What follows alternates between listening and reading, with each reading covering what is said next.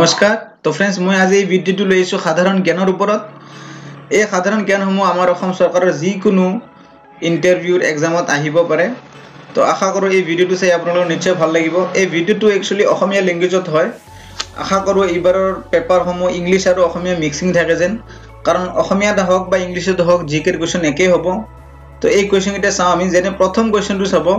পৃথিৱীৰ প্ৰথম প্ৰধানমন্ত্ৰীজনৰ নাম কি ওকে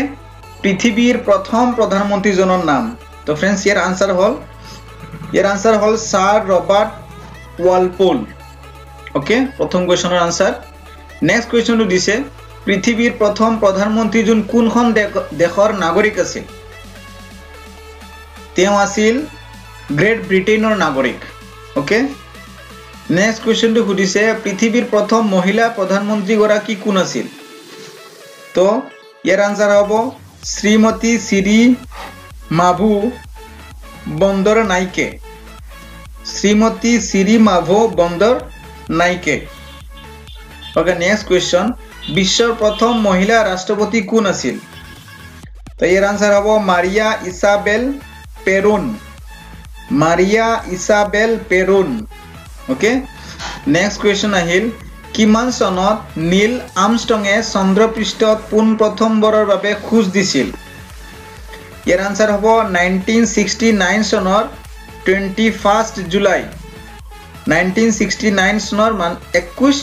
জুলাই তেওঁ কি কৰিছিল চন্দ্ৰপৃষ্ঠত ভৰি দিছিল এনে ধৰণৰ জিকে কোৱেশ্চন আহিব পাৰে অসমীয়াৰ যদি পেপাৰখন নহয় ইংলিশত হলেও এনে ধৰণৰ কোৱেশ্চন আহিব ওকে নেক্সট কোৱেশ্চনটো দিছে চাব বিশ্বৰ বৃহত্তম বৰফৰ হোটেলখন ক'ত অৱস্থিত তো আনসাৰ হ'ব সুইডেনত অৱস্থিত বিশ্বৰ বৃহত্তম বৰফৰ হোটেল নেক্সট খুদিছে আপোনাৰ বিশ্বৰ বৃহত্তম ৰেল ষ্টেচনটো কোনখন দেশত অৱস্থিত তো ইয়াৰ আনসাৰ হ'ব আমেৰিকা যুক্তৰাষ্ট্ৰ নেক্সট কৈছে বিশ্বৰ উচ্চতম অট্টালিকাটোৰ নাম কি বিশ্বৰ উচ্চতম অট্টালিকাটো নাম হল বুৰ্জ খলিফা এটো সংযুক্ত আৰব এমিৰেটত আছে আৰব দেশৰ হয় নেক্সট দিছে আপোনাৰ বিশ্বৰ ভিতৰত কোন ধৰ্মাৱলম্বী লোকৰ সংখ্যা সৰ্বাধিক তো ইয়াৰ আনসাৰ হ'ব খ্ৰীষ্টান ধৰ্মৰ ওকে নেক্সট কোৱেশ্চন লৈ যাও তো নেক্সট কোৱেশ্চন দিছে অৰ্থনীতিৰ পিতৃ বুলি কাক আখ্যা দিয়া হয় এটো আমি সকলোৱে জানো ইয়াৰ আনসাৰ হ'ব আডাম স্মিথ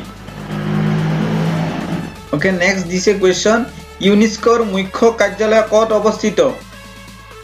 তো फ्रेंड्स ইউনেস্কোৰ মুখ্য কাৰ্যালয় পেৰিছ চহৰত অৱস্থিত তো আনসাৰ হ'ব পেৰিছ ওকে নেক্সট কোৱেশ্চনটো দিছে নাসা NASA সম্পূৰ্ণ নাম কি সম্পূৰ্ণ ৰূপ কি তো ইয়াৰ আনসাৰ হ'ব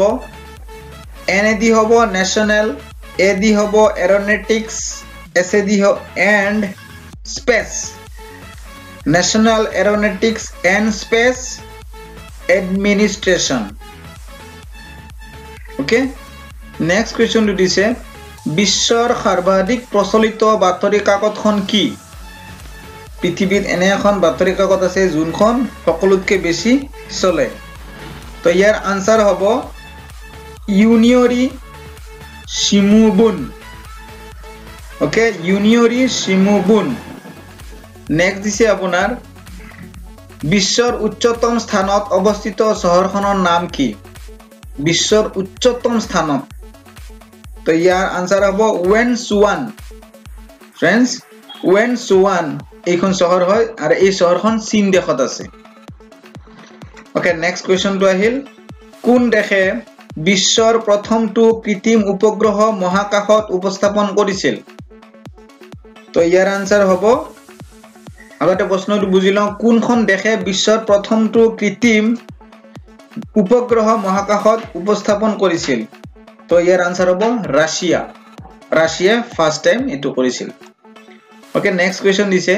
বিশ্ব সংৰক্ষণ সূচী ওয়াৰ্ল্ড কনজাৰভেশন লিষ্টত অন্তৰ্ভুক্ত ভাৰতীয় চৰাইবিধৰ নাম কি ইয়াৰ আনসাৰ কি হ'ব খগুন চৰাইবিধ আছিল ওকে নেক্সট কোৱেশ্চন